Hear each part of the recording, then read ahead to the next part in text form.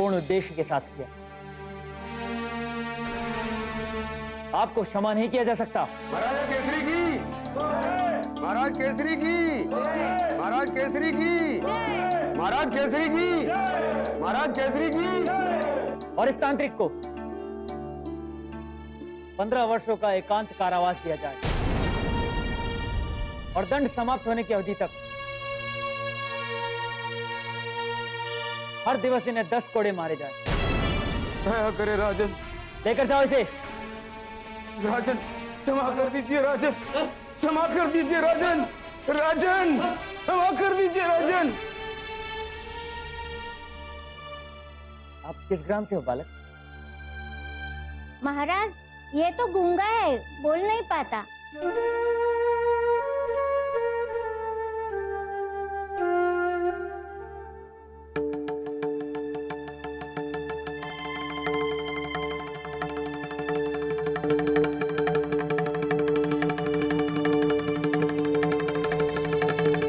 मंत्री जी, ये बालक हमारे पड़ोसी राज्य कीर्तिपुर से है।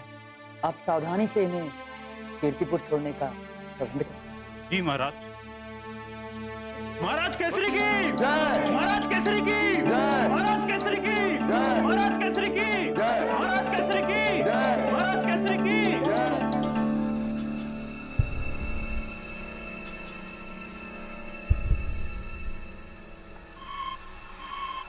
पृथ्वी के एक बालक ने मुझे उठाकर इतनी दूर फेंक दिया। वस्तुतः ये बालक था कौन? और पृथ्वी पर इतने शक्तिशाली लोग कहां से आ गए?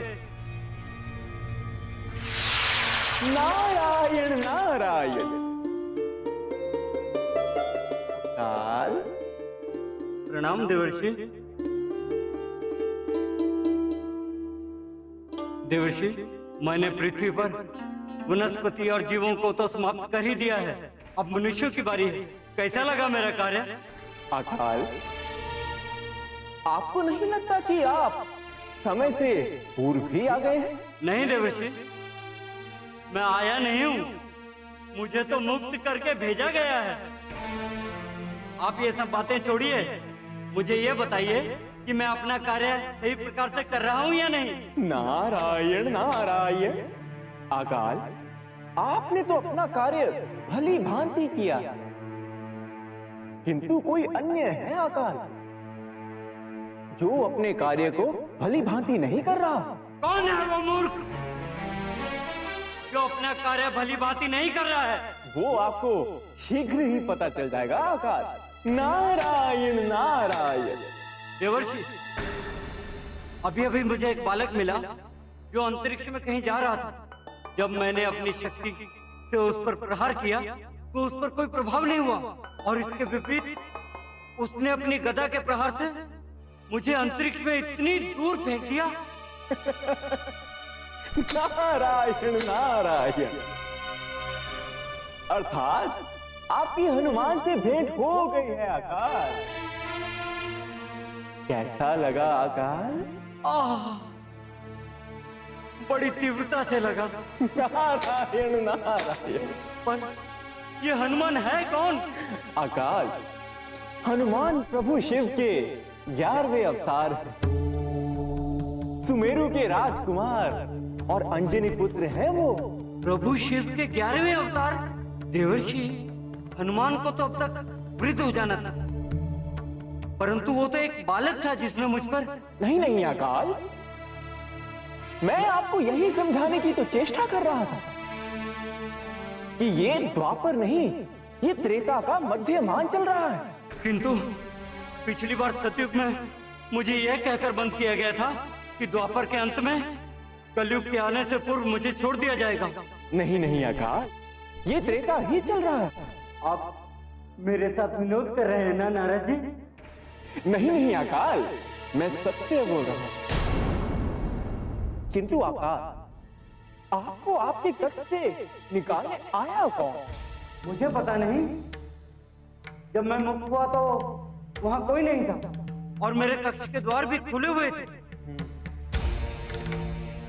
ये भूल तो मात्र एक ही करता था। अकाल, आप कुछ समय तक विश्राम कीजिए।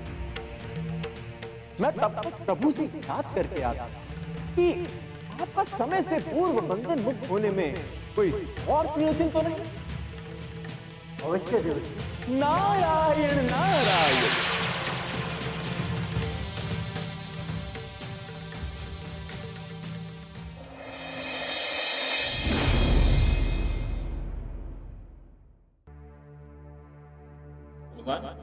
आप कहाँ जा रहे हैं?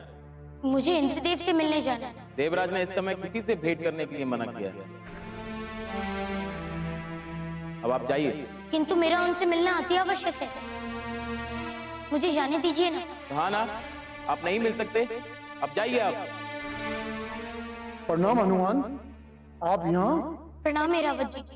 देखिए ना, ये मुझे इंद्रदेव से मिलने नहीं दे रहे हैं। रावत जी, देवराज के कठोर आदेश है कि उनसे मिलने वाला कोई भी स्वर्ग में प्रवेश ना करे। अब आप ही बताइए, मैंने कैसे जाने थे? हनुमान, ये प्रहरी तो बेचारे अपने आदेश के वशीभूत हैं। आप उद्यान में मेरी प्रतीक्षा कीजिए हनुमान। मैं जाकर देवराज को आपके आने की सूचना देता हूं हनुमान। कदाचित आपसे मिलने के लिए वो तैयार हो जाए। ठीक है।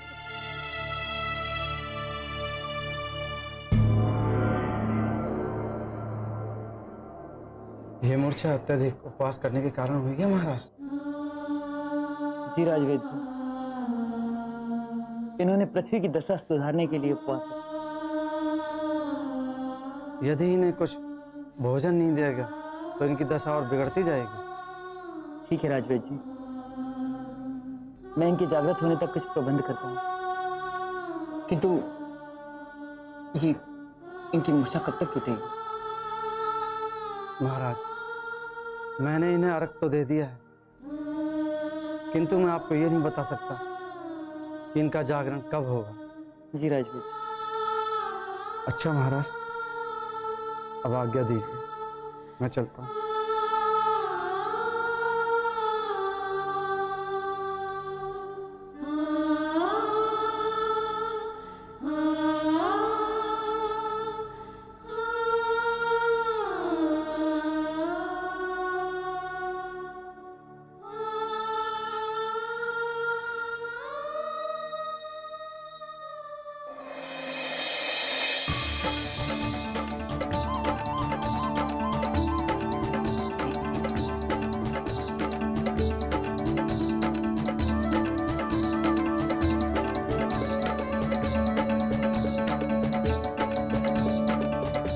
वाह, क्या लगते हैं।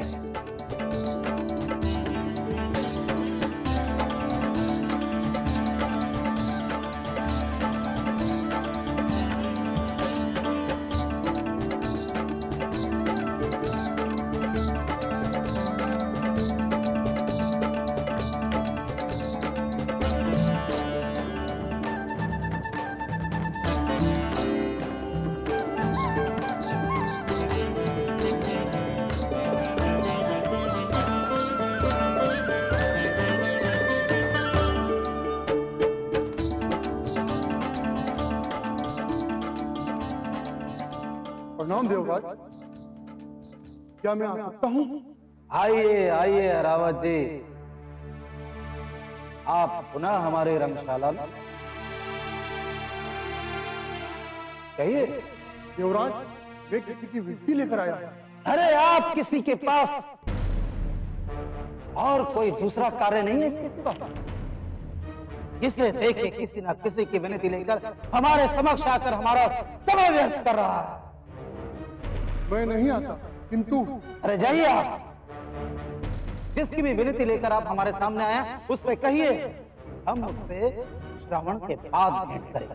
जाइए। मेरी बात को जाओ रावत, हमें नृत्य देखने दो। जाओ।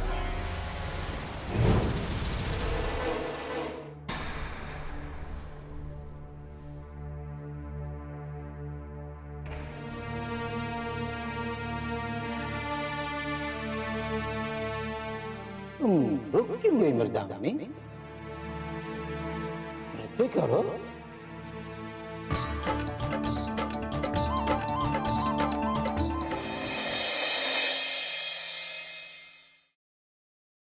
ऐरावत,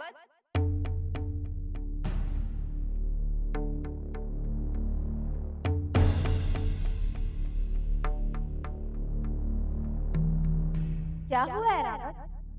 आप इतने उदास क्यों हैं? हनुमान इंद्रदेव से मिलने आए हैं, और इंद्रदेव उनसे मिलना ही नहीं चाहते। पता नहीं इंद्रदेव को क्या हो गया। वो न ही किसी की बात सुन रहे हैं और न ही किसी से कोई वार्ता कर रहे हैं। मैं क्या कहूँ हनुमान को जाकर? मैं भी उन्हें कई दिनों से देख रही हूँ कि वो किसी भी बात पर ध्यान ही नहीं दे रहे। ऐरावत जी, हमें हनुमान से मिलना है। वो हमारे स्वर्ग के उद्यान में मेरी प्रतीक्षा कर रहे हैं। चलिए महाराज।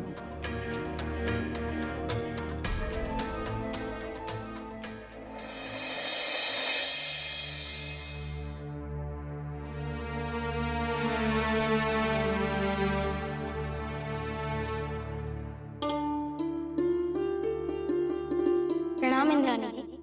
प्रणाम हनुमान। इरावत जी, क्या कहा इंद्रदेव ने?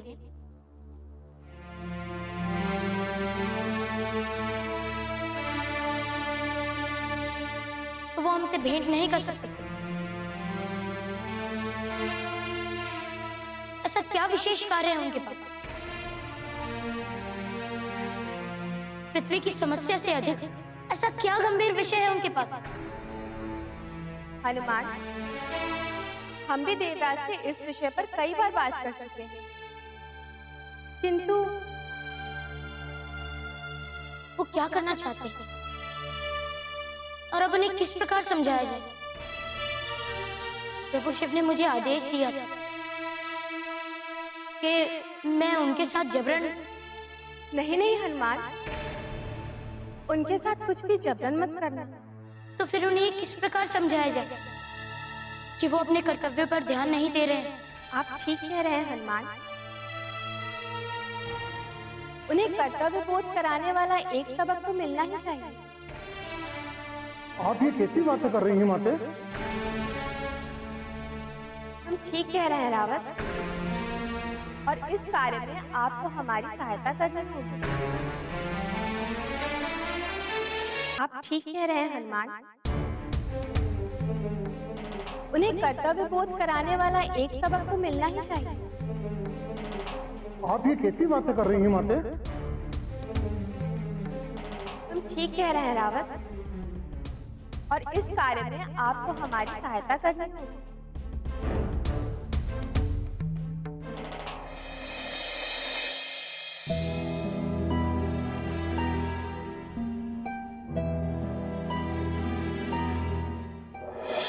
तुम्हारा समय हो गया, तुम जाके विश्राम कर लो। तब तक मैं यहाँ द्वार पे खड़ा हो जाता।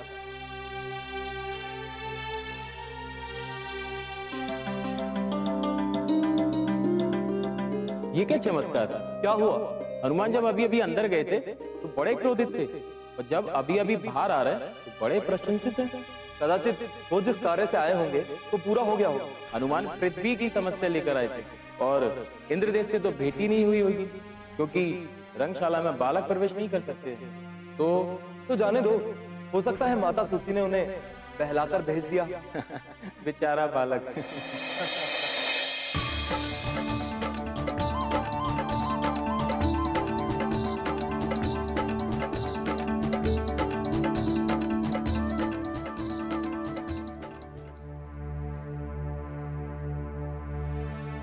देवराज, नृत्य करते करते मेरे पग अब दर्द करने लगे। क्या मैं कुछ क्षण के लिए विश्राम कर सकती हूँ?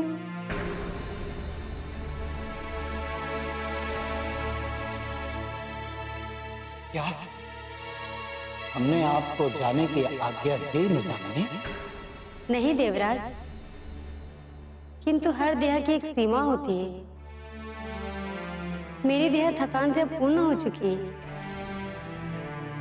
मैं अब अधिक नृत्य नहीं कर सकती हूँ। मुझे क्षमा करें देवराज। हमने आपको जाने की आज्ञा दी मृदांगनी। नहीं देवराज, किंतु हर देह की एक सीमा होती है। मेरी देह थकान से पूर्ण हो चुकी है। मैं अब अधिक नृत्य नहीं कर सकती हूँ। मुझे क्षमा करें देवराज और मुझे अवकाश प्रदान करें देवराज। नहीं नहीं मृदांगनी, ऐसा मत कहो। इस प्रकार हमारे हृदय को घात मत करो।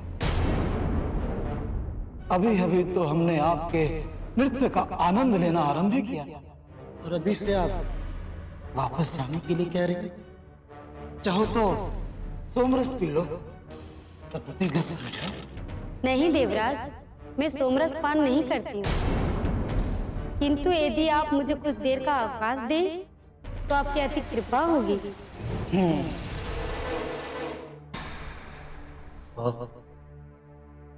जाओ मृदांगिनी,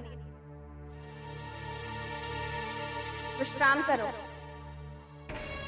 कितनी बार आपसे कहा कि आप यहाँ मत आया कीजिए। मृदांगनी,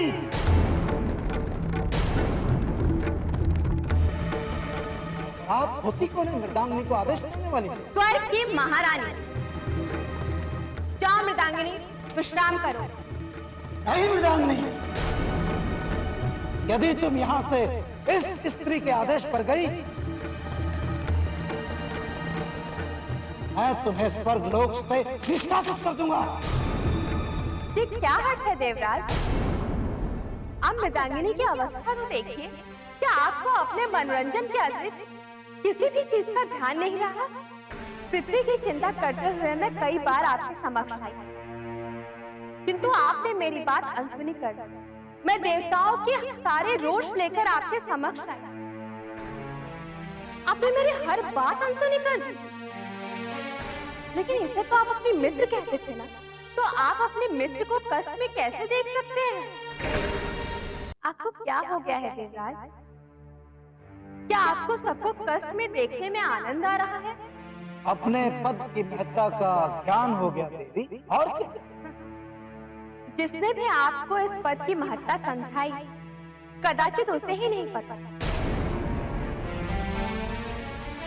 बड़ा पद बड़े कर्तव्यों के साथ मिलता है। आप बड़े पद पर अवश्य हैं, किंतु आप अपने कर्तव्य भूल चुके हैं।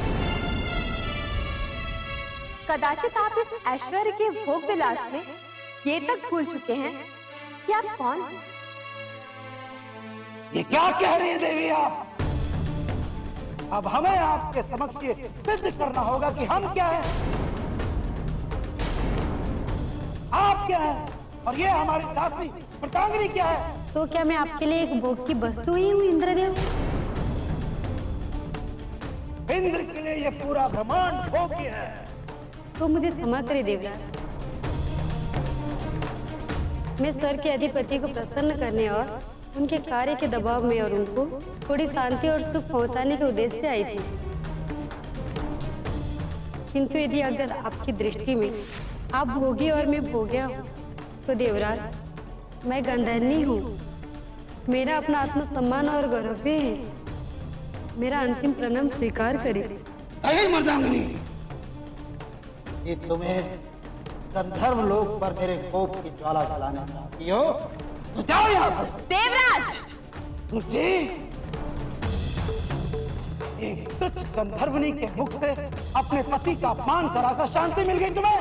नहीं देवराज, मृदांगिनी आपका अपमान नहीं कर रही।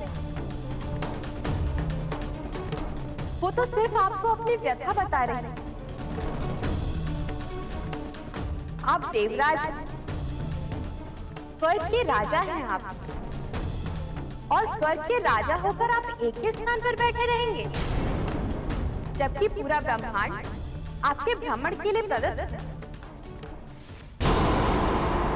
मृदांगिनी, आप स्वर्ग छोड़कर कहीं मत जाइए। मैं और देवराज आज ब्रह्मांड के भ्रमण पर जाएंगे। क्या? ब्रह्मांड के भ्रमण पर? और आप हमारे साथ वैवस्वत के प्रारंभ से लेकर आज तक तो ऐसा हुआ नहीं। जो आज तक नहीं हुआ, आवश्यक नहीं कि वो आगे भी ना हो। क्या आप अपनी पत्नी के साथ ब्रह्मांड भ्रमण पर नहीं जा सकते? अवश्य, ये तो हम कब से चाहते थे कि आप भी हमारे साथ हमारे मनोरंजन में हमारा साथ। किंतु परंतु छोड़िए देवराज, ये बताइए आप मुझे लेकर चलेंगे या नहीं? अवश्य देवी, अवश्य।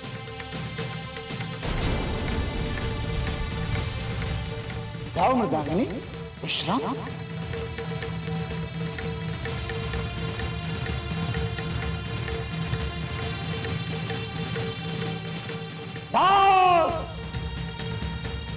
प्रणाम देवराज। आज हम और हमारी पत्नी उनकी सवारी कर पूरे ब्रह्मांड का भ्रमण करेंगे। जाइए, ऐरावत जिसे कहिए कि वो अपने गज रूप में आओ। देखते रहे। जो आज्ञा महाराज। देवराज, ये कुछ नहीं कर सकता। क्यों? क्या हुआ? क्योंकि आपसे पहले ही मैंने ऐरावत जी को तैयार होने की सूचना दे दी थी। इन्होंने ही मुझे आकर सूचना दी थी कि ऐरावत जी स्वर्ग में नहीं है। स्वर्ग में नहीं है? तो कहाँ गए? मैं तो यही जानने के लिए आपके पास आई थी कि कहीं आपने ही ऐरावत जी को कहीं तो नहीं भेजा। नहीं नहीं, हम क्यों ऐरावत जी को कहीं भेजेंगे? हम तो अपने नृत्य में मग्न थे। देवराज, मैं संपूर्ण स्वर्ग में उनकी खोज कराने के उपरांत ही आपके पास आई। ऐरावत का कुछ पता नहीं? नहीं देवराज। ये ऐरावत हमसे बिना आज्ञा लिए कहाँ चले गए? स्वर्ग के प्रहरी क्या सो रहे थे? जी महाराज। ऐरावत स्वर्ग से कहाँ गए? ऐरावत जी तो स्वर्ग से कहीं नहीं गए। तुमने अंतिम बार उन्हें कब देखा था? देवराज, मैंने ऐरावत जी को हनुमान के साथ वाक युद्ध करते हुए स्वर्ग के उद्यान में देखा था। हनुमान और स्वर्ग के उद्यान में? जी देवराज, जब हनुमान यहाँ आए तो बहुत ही क्रोधित प्रतीत हो रहे थे। जब हमने उन्हें रोकने की चेष्टा की तो वो हम पर वार करके आगे जाने लगे, किंतु ऐरावत जी ने उन्हें रोककर समझाया, आपसे भेंट करने के पूर्व प्रतीक्षा करने के लिए उद्यान में भेज दिया। बस उसके बाद हमने ऐरावत जी को कहीं नहीं देखा। ऐरावत हमसे हनुमान के विषय में वार्ता करने तो आए थे, किंतु गए कब यहाँ से? हनुमान तो थोड़ी देर बाद ही चले गए, किंतु देवराज, एक बात हमें बड़ी ही स्पष्ट रही। जब हनुमान आए तो बहुत ही क्रोधित थे, और जब यहाँ से वो जा रहे थे तो बहुत ही प्रसन्न दिखाई दे रहे थे। हनुमान की प्रसन्नता और ऐरावत का आरोप होना एक दूसरे से जुड़े हुए हैं। हनुमान! तुमने हमारी सबसे प्रिय वस्तु को चुराकर अच्छा नहीं किया, नहीं किया।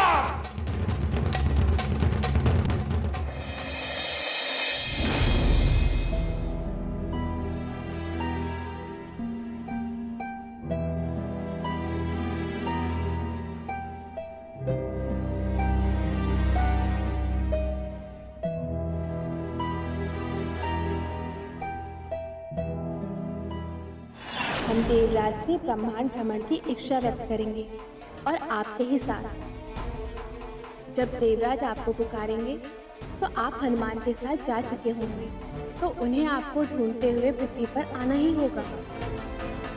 किंतु मंडे, इसमें हनुमान में दोष आ जाए। हनुमान सक्षम है। जब एक बार देवराज पृथ्वी पर पहुंच जाएंगे तो उनकी आंखें स्वयं खुल जाएंगी। किंतु कैसे? हनुमान को बाध्य कीजिए। जो आज्ञा मानते।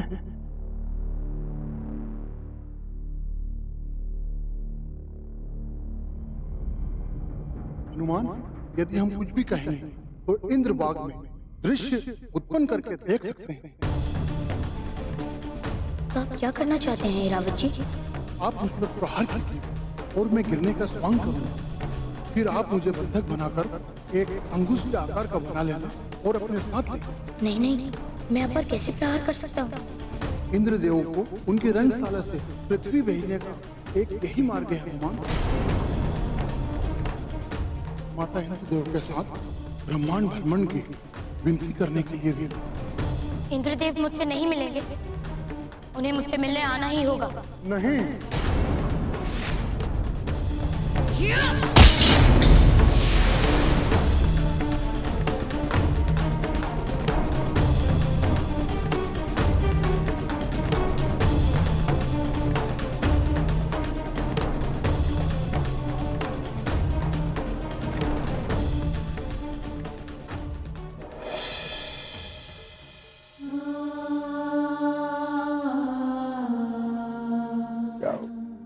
पता नहीं इस राज्य में बरसात क्यों होगी।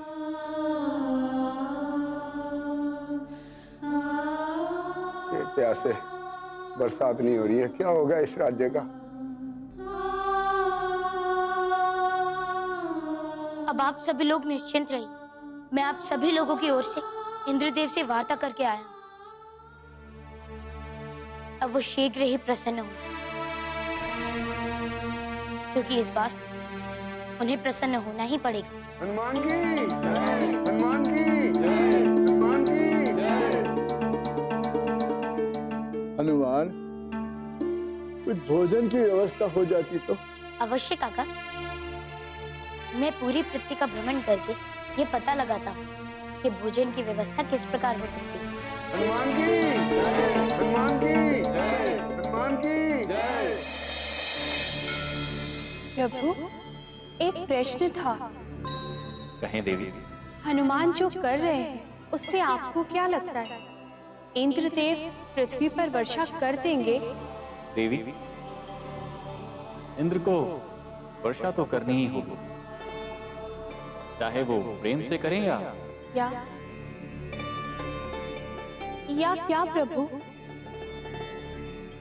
क्या होने वाला है इंद्रदेव के साथ? इंद्रदेव के साथ कुछ ऐसा होने वाला है जिसकी कल्पना उन्होंने स्वप्न में भी नहीं की होगी। और जब वो कार्य हो जाएगा, उसके उपरांत इंद्रदेव को पृथ्वीवासियों की सहायता करनी ही होगी। प्रभु, आप मुझे उलझा रहे हैं, मुझे स्पष्ट बताइए ना। बस देवी, इस समय मैं आपको बस इतना ही बता सकता हूं, इंद्र की ये भूल उनकी अंतिम भूल होगी। पृथ्वी की ये समस्या इंद्र के लिए एक बड़ा प्रश्न खड़ा करने वाली है। प्रभु, आप मुझे कुछ भी स्पष्ट नहीं बता रहे, मुझे कुछ तो बताइए, ये सब हो क्या रहा है? विधि लेखा विधि लेखन जाने, जीव न जाने बा, तो कब किस माया में होगा किसकी बनती बात। विधि लिखे विधि ही बूझे, विधि की क्रीड़ा न्यारी, जीवा सकल माया की दासी, माया का हर घाट। प्रभु, आप कविता में तो और भी गूढ़ बातें करते हैं। किंतु देवी, आपने क्या समझा? मैं यही समझी कि जब तक जीव एक समस्या से निकलने के लिए दूसरी समस्या में नहीं जाता, तब तक उसकी पहली समस्या का निवारण नहीं होता। और ये सब महामाया के कारण हो रहा है।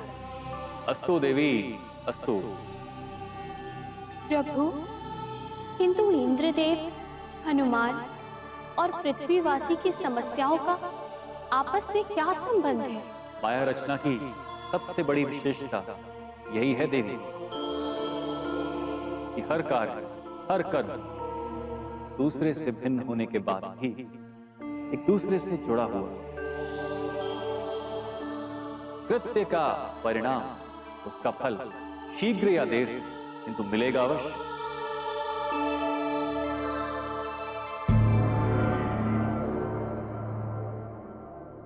ना जाने हनुमान कहाँ है, ना कोई सूचना, ना ही कोई उत्तर।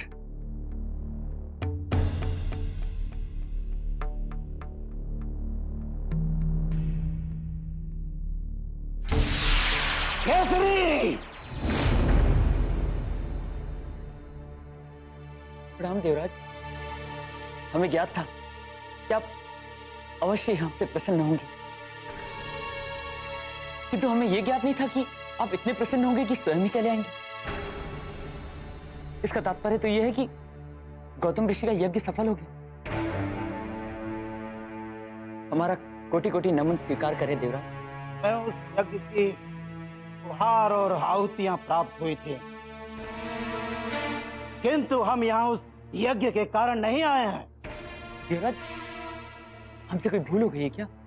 यदि ऐसा कुछ है तो हमें क्षमा कर दी। भूल आपसे नहीं केसरी, भूल आपके पुत्र हनुमान से हुई है।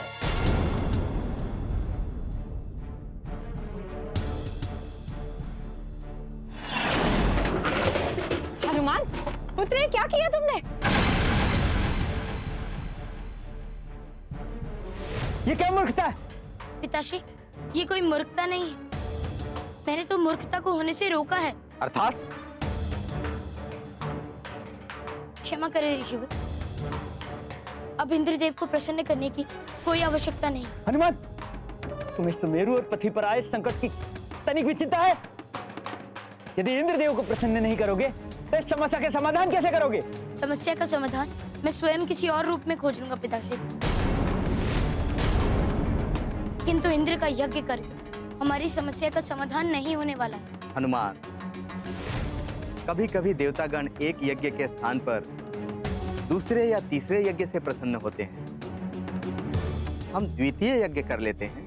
नहीं ऋषिवर, अब ना तो शांत रहने का समय है और ना ही इंद्रदेव को प्रसन्न करने के लिए और यज्ञ करने। हमारे प्रजा के लोग एक एक कर जल की कमी से मर रहे हैं। यदि इंद्रदेव को हमारी पृथ्वी की तनिक भी चिंता होती तो वो प्रथम यज्ञ से ही प्रसन्न होते, द्वार क्यों बंद कराते? इससे यही बात सिद्ध होती है ऋषिवर कि इंद्रदेव को पृथ्वी की कोई चिंता नहीं। ऋषिवर, आप तो जानते हैं सामवेद में लिखा है कि किसी को भी अपने पक्ष में करने की 3 मार्ग, गुहार, मनोहार और प्रहार।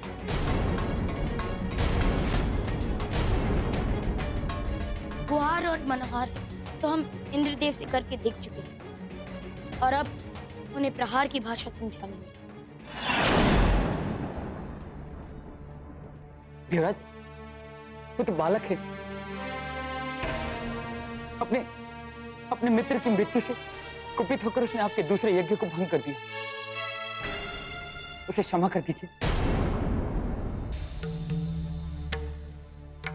देवराज, वो तो बालक है। अपने मित्र की मृत्यु से कुपित होकर उसने आपके दूसरे यज्ञ को भंग कर दिया। उसे क्षमा कर दीजिए। उसने ये सब बालपन में किया है। उसे क्षमा कर दीजिए। मैं शीघ्र ही दूसरे यज्ञ का आयोजन कर देता हूँ। केसरी, इसकी त्रुटि को बालपन का नाम देकर उसे छुपाओ मत। उसे यदि अपने ऊपर इतना ही गर्व था तो हमसे स्वयं आकर युद्ध करता और अपनी इच्छा व्यक्त करता।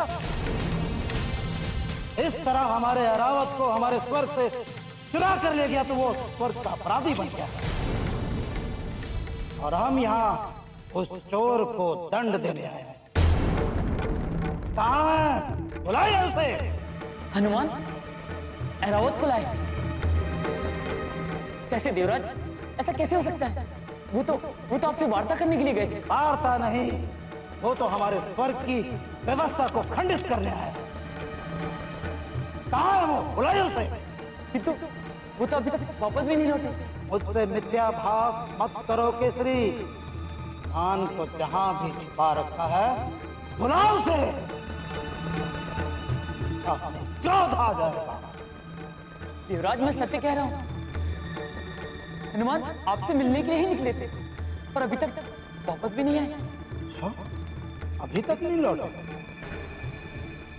जब भी वो लौट कर आए उनसे कह दीजिएगा हमारे रावत को सकुशल स्वर्ग में छोड़कर आना और अपनी कुकृतियों पर हमारे चरण छूकर हमसे क्षमा मांगना। अन्यथा ये पृथ्वी इसी तरह जल के लिए तड़पती रहेगी और उसका दोषी होगा आपका पुत्र हनुमान। जब भी वो लौट कर आए उनसे कह दीजिएगा हमारे रावत को सकुशल स्वर्ग में छोड़कर आए और अपनी कुकृतियों पर हमारे चरण छूकर हमसे क्षमा मांगे, अन्यथा ये पृथ्वी इसी तरह जल के लिए तड़पती रहेगी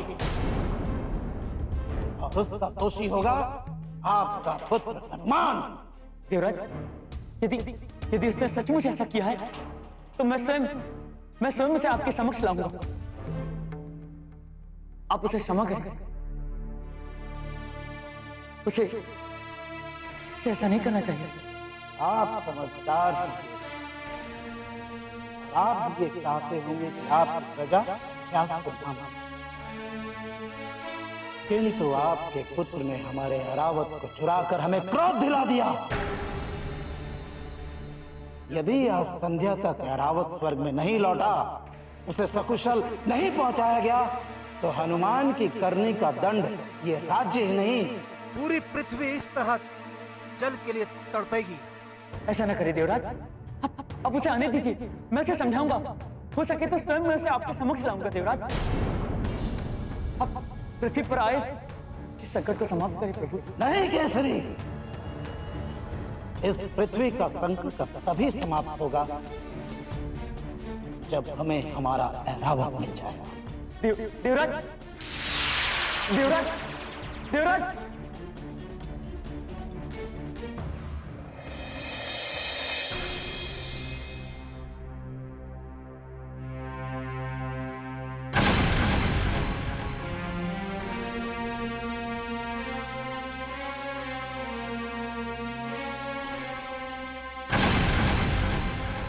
अरे ये सब क्या है? हे प्रभु, ये अनावृष्टि इतनी भयानक हो गई इतने दिवसों में कि अब कुछ भी नहीं बचा। ना तो पृथ्वी के ऊपर से कोई वनस्पति दिखाई दे रही है और ना ही धरा के अंदर। सरोवर भी शुष्क हो गए।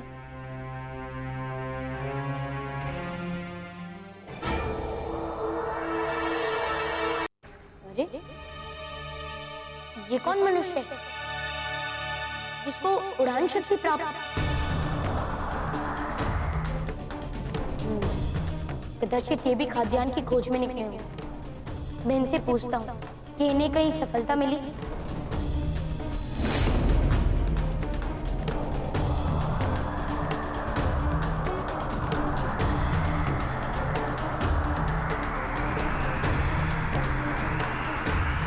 अरे ये तो वही दुष्ट विदूषक जो मेरे मार्ग में आ गया था, किंतु ये पृथ्वी की ओर क्यों आ रहा है?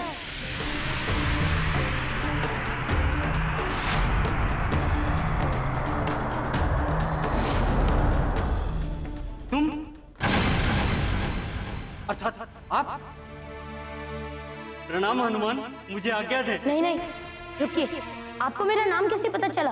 देखिए, मुझे मेरे कार्य के लिए देरी हो रही है, मुझे जाने दीजिए। नहीं, रुकिए। पहले मुझे ये बताइए कि आपको कहीं खाद्यान्न दिखाई दिए? खाद्यान्न? खाद्यान्न तो मैं सब खा चुका। ये पृथ्वी मेरे ही कारण तो बंजर हुई है। देखिए, मुझसे विनोद मत कीजिए। मुझे कृपया सत्य बताइए। मैं विनोद नहीं कर रहा हनुमान, मैं सत्य ही कह रहा हूँ।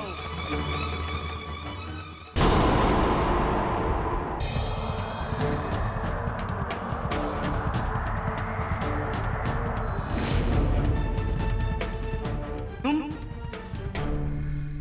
अर्थात आप? प्रणाम हनुमान, मुझे आज्ञा दे। नहीं, रुकिए। आपको मेरा नाम कैसे पता चला?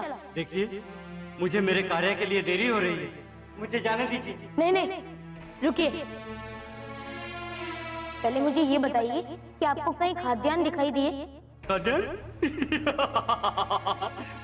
खाद्यान्न तो मैं सब खा चुका। ये पृथ्वी मेरे ही कारण तो बंजर हुई है।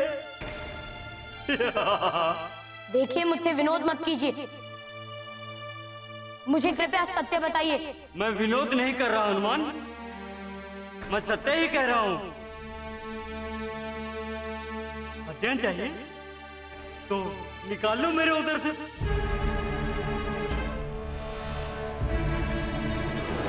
क्या सोच रहे हैं हनुमान? मेरा उधर फाड़ने की सोच रहे हैं?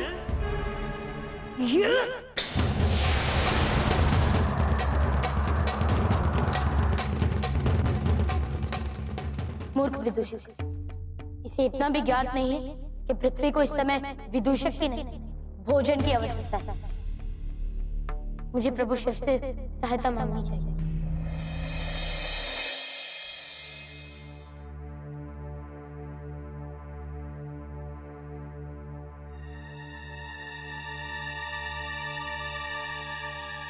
महारानी, महारानी, महाराज को सूचना दूं। महाराज, देखिए महारानी को चेतना आने लगी। अंजना, हनुमान, हनुमान कहाँ है? अंजना, हनुमान का कुछ पता नहीं है, किंतु आप चिंतित ना हो, वो आते ही होंगे। उन्होंने कुछ खाया है नहीं स्वामी? अंजना, उसे आ जाने दो, मैं उससे पूछता हूँ। सर्वप्रथम आप जल ग्रहण करो।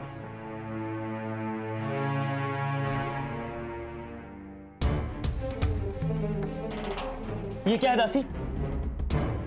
इसमें तो नाम मात्र का जल है। और जल लेकर आइए। आप उस बेचारे को क्यों बोल रहे हैं? क्या हम नहीं जानते कि महल में जल है ही नहीं?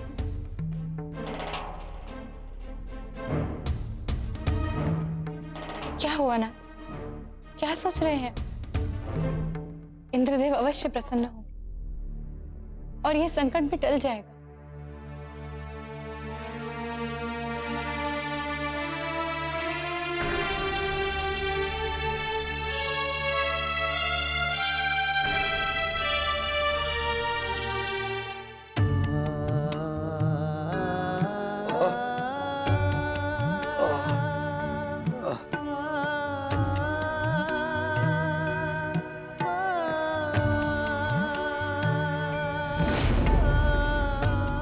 सुधा, जल।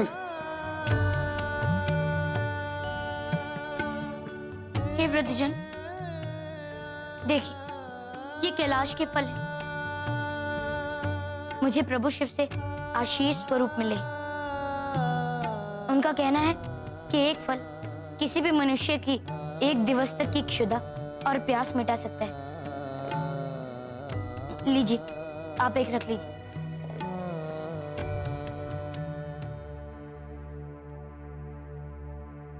हे हनुमान, आप तो सचमुच संकट मोचन हैं।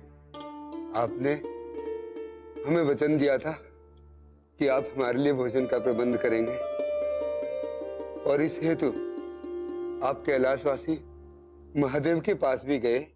हनुमान, आपको मेरा नमन है। नहीं नहीं वृद्धजन, आप नमन मत कीजिए। अभी तो आप मुझे आशीष दीजिए कि मैं इसी प्रकार और भी लोगों की सहायता कर सकूं। हनुमान, आपने ये फल देकर मेरी आत्मा को तृप्त कर दिया है। मैं भी आपको कुछ भेंट देना चाहता हूं।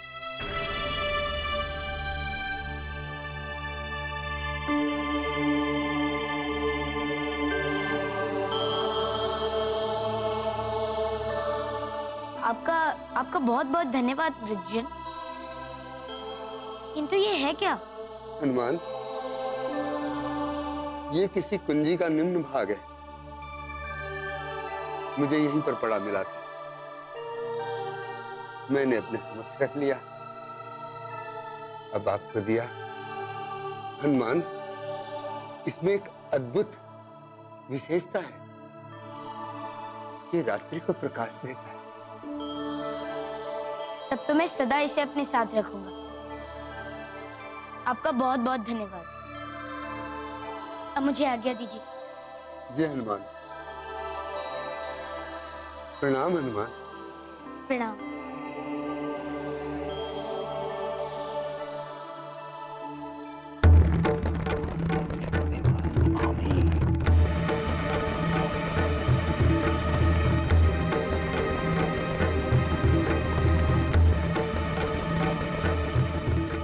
कैसे संभव है? मैं पृथ्वी की कक्षा से बाहर क्यों नहीं जा पा रहा? नारायण नारायण नारायण, श्री हरि नारायण नारायण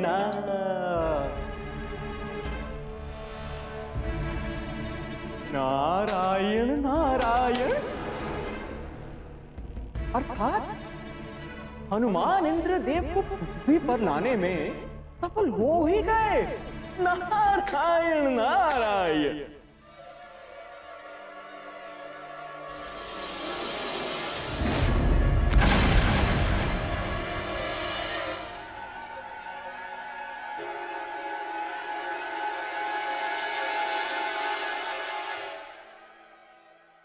नारायण नारायण, ये कैसा दृश्य है प्रभु? इंद्रदेव और किसी उल्का की भांति पृथ्वी पर गिर रहे हैं। ये कैसा चमत्कार है प्रभु? ये कैसी लीला है आपकी? नारायण नारायण।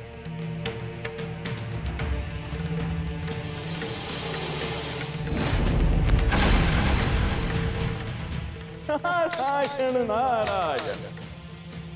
ये जो इंद्रदेव के साथ हो रहा है या जो भी होने वाला है, ये अवश्य प्रभु शिव की लीला है। अब मुझे तो ज्ञात करना ही होगा कि प्रभु कौन सी लीला रच रहे हैं। नारायण नारायण।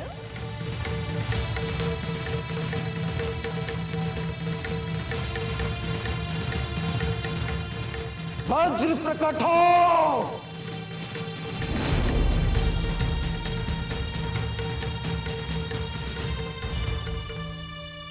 ये कैसे संभव हो सकता है?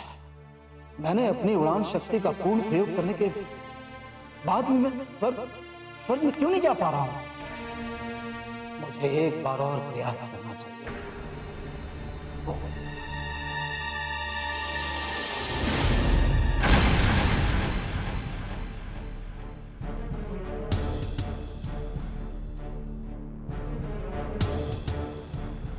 नहीं नहीं, ये संभव नहीं।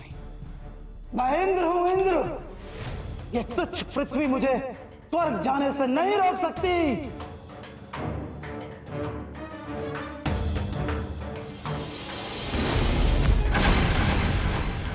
हे स्वर्ग के देवताओं, मैं तुम्हारा राजा इंद्र तुम्हें पुकार रहा हूं।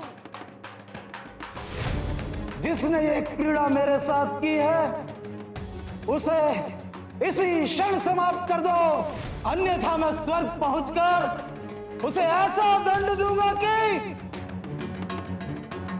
किसे दंड दोगे भ्राते? मैं तुझ जैसे तुच्छ पृथ्वीवासी का भाई नहीं हूं। अच्छा, तो ये बताने का कष्ट करेंगे कि कौन है आप? मैं इंद्र हूं, इंद्रदेव, स्वर्ग का राजा, समझा? वस्त्र तो आपने इंद्रदेव वाले धारण कर रखे, तो इनके लिए तैयार हो रहे हैं ना? इंद्रदेव की भूमिका निभाने के लिए। अच्छा है, अच्छा है। ऐसे समय में तो इंद्रदेव का कोई भी स्वांग करो, पृथ्वी लोक के लोगों को कोई ना कोई तो फायदा होगा ही। कम से कम वो अपनी पीड़ा से मुक्त तो हो पाएंगे। अरे मूर्ख, मैं सच में इंद्र हूं, देवराज इंद्र। मनोजव नाम है मेरा, मनोजव इंद्र। देखो भाई, धीरे बोलो वरना आपका गला सूख जाएगा और यहाँ तो पानी भी नहीं मिलेगा। पूरी पृथ्वी पर पानी है ही नहीं। मूर्ख, क्या मैं तुझे पृथ्वीवासी दिखाई देता हूँ? अच्छा, तो तुम सच में इंद्र हो? यदि तुम इंद्र हो तो फिर कहाँ है तुम्हारा वज्र? रावत? रावत को हनुमान चुरा लाया है, इसीलिए तो मैं पृथ्वी पर आया हूँ। किंतु मैं ये सब तुम्हें क्यों कहूँ? नहीं ना ना ना ना ना ना, अब तो आपको अपना वज्र प्रकट करना ही होगा इंद्रदेव।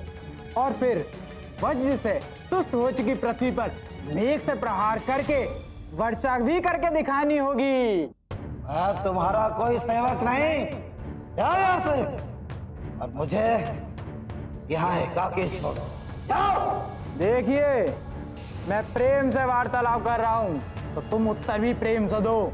माना कि इस भीषण संकट में सभी का मस्तक विचलित है, किंतु इस प्रकार अनार्गल प्रलाप करोगे तो मुझे भी क्रोध आ जाएगा। तो फिर हट जाओ मेरे मार्ग से। जाओ, फिर से यहाँ दिखाई दिए तो प्रेम से वार्तालाप नहीं करूंगा। बड़े आए इंद्रदेव बनने। मैं इंद्र ही हूँ। अरे जाओ, वरना मैं क्रोध में आकर अपना आपा खो दूंगा। यहाँ पूरी पृथ्वी जल के लिए त्राही त्राही कर रही है, हर इंसान क्लांत है, और एक तुम हो जो इंद्रदेव का आह्वान करके गर्व से उनकी वाणी बोलकर उन्हें अपमानित कर रहे हो। अरे ये तो बताओ भाई कि तुम्हारी स्वांग मंडली किस ग्राम में स्वांग कर रही है? हाँ, बेचारा, लगता है बेचारा सूखे के चक्कर में का दिमाग स्वस्थ हो गया है। इंद्रदेव बना घूम रहा है इसीलिए। प्रभु, अब क्या होगा इंद्रदेव के साथ? नारायण नारायण। प्रणाम प्रभु, प्रणाम माते। प्रभु, मैं एक बहुत ही विचित्र सा दृश्य देखकर आ रहा हूं, और मैं ये भी जानता हूं कि उस दृश्य के निर्माता भी आप हैं और दिग्दर्शक भी आप ही हैं प्रभु।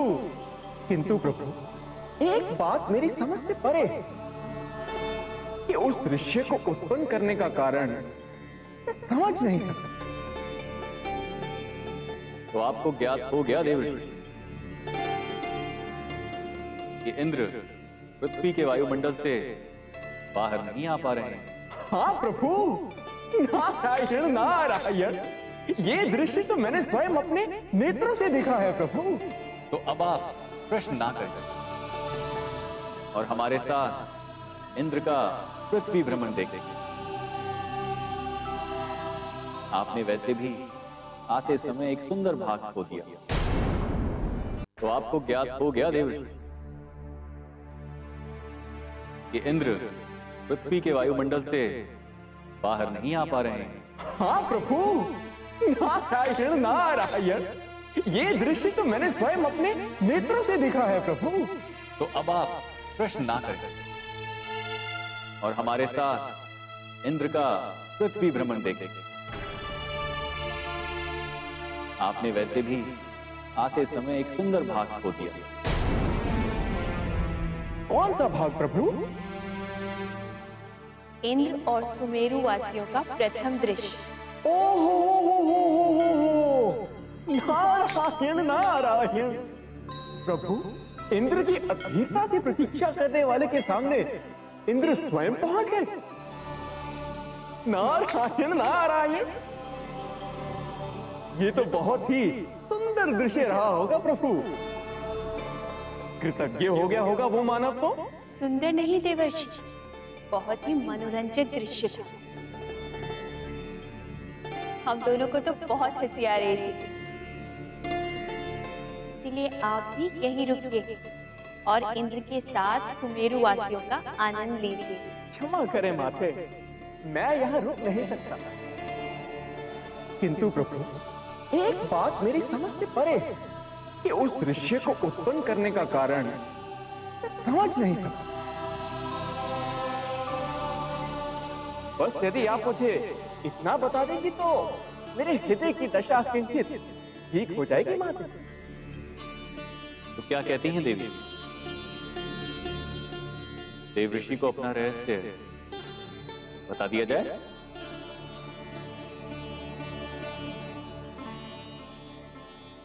तो ठीक है देवऋषि, सुनिए। किंतु प्रभु, एक बात मेरी समझ से परे है कि उस दृश्य को उत्पन्न करने का कारण मैं समझ नहीं सकता। बस यदि आप मुझे इतना बता देंगी तो मेरे हृदय की दशा किंचित ठीक हो जाएगी माते। तो क्या कहती हैं देवी?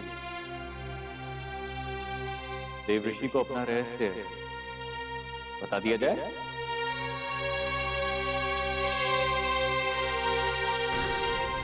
तो ठीक है देवऋषि, सुनिए। प्रभु, प्रभु पूरी पृथ्वी इस संकट से जूझ रही है, किंतु इंद्रदेव को अपने ऐश्वर्य साधन से विश्राम नहीं। तो आपने क्या सोचा है हनुमान? प्रभु, मैं तो आपसे मार्ग पूछने आया। मैं किसी भी हाल में इंद्रदेव को यह समझाना चाहता था कि जल के बिना जीवन कैसा होता है। पृथ्वी के लोग जिस पीड़ा में हैं, मैं उन्हें वही पीड़ा देकर ये समझाना चाहता हूँ कि उन सब लोगों में भावनाएं हैं। प्रभु, प्रभु, प्रभु, मेरा मित्र मर गया। प्रभु। हनुमान, दो बातें कहूंगा। पहला, अपनी भावनाओं पर नियंत्रण रखो, क्योंकि भावनाएं बुद्धि पर प्रहार करती हैं और मस्तक पर हावी हो जाती हैं, और परिणाम स्वरूप मनुष्य का विवेक हो जाता है और वो तर्कहीनता की कमी से अनुचित निर्णय ले लेता है। और दूसरी, इंद्र को पृथ्वी पर लाने का मार्ग खोजिए।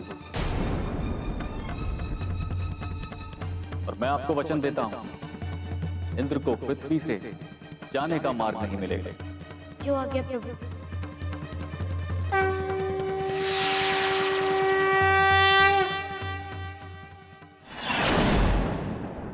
नारायण नारायण, प्रभु आप धन्य हैं, धन्य है आप प्रभु, और धन्य है आपकी ये लीला। नारायण नारायण। ये लीला हमारी नहीं देवी, ये लीला तो हनुमान की थी। हम तो केवल दर्शक मात्र हैं। अब आगे क्या होगा ये आप उन्हीं से पूछिए। अवश्य प्रभु, अवश्य। नारायण नारायण। किंतु प्रभु, हनुमान को अभी तक ये ज्ञात नहीं है कि इंद्रदेव उन्हें खोजते हुए पृथ्वी पर आ चुके हैं। समय आने दीजिए देवी, हनुमान को स्वयं ही ये ज्ञात हो जाएगा। तब तक आप देवराज इंद्र की सुमेरु भ्रमण का आनंद लीजिए।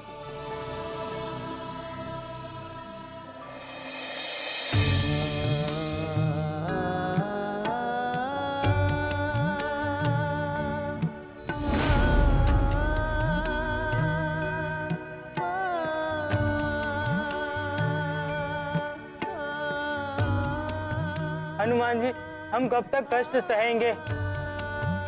आप तो स्वर्ग जा सकते हो। इंद्र देवता से कहिए ना, शीघ्र वर्षा कर दे। हाँ हाँ, आप निश्चिंत रहिए, ऐसा दिवस अवश्य आएगा। लेकिन पहले आप ये फल ले लीजिए। जय बजरंग बली, जय बजरंग बली।